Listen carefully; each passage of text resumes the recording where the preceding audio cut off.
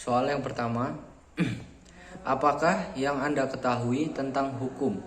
Dan jelaskan.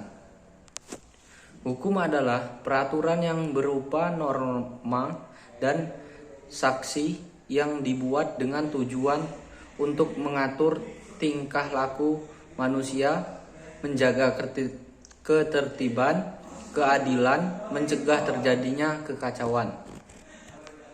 Hukum dapat diartikan sebagai sebuah peraturan atau ketetapan, ketentuan yang tertulis ataupun tidak tertulis untuk mengatur kehidupan masyarakat dan menjadikan sanksi untuk orang yang melanggar hukum.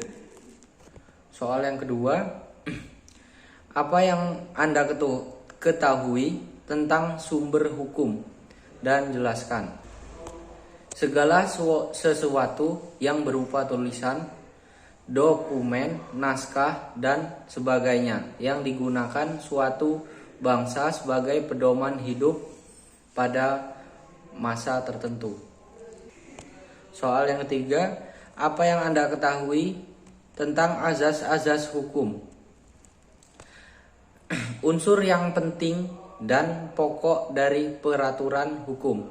Asas hukum merupakan jantung dari peraturan hukum karena asas hukum merupakan landasan yang paling luas bagi lahirnya peraturan hukum.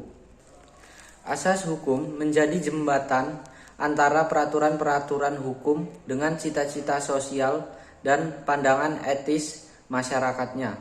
Melalui asas hukum, peraturan-peraturan berupa sifatnya menjadi bagian dari suatu tatanan etis. Maksudnya tataan etis. Yang keempat, apa yang Anda ketahui tentang sistem hukum di Indonesia?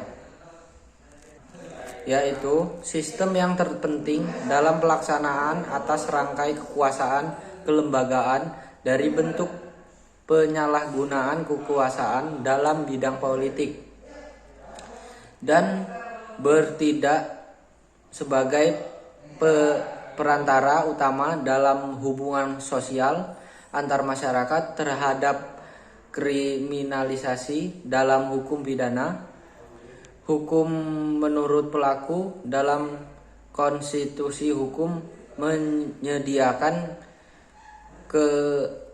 kerangka kerja bagai pencipta hukum, perlindungan hak asasi manusia, dan memperluas kekuasaan politik serta cara perwakilan mereka yang akan dipilih. Sekian, terima kasih.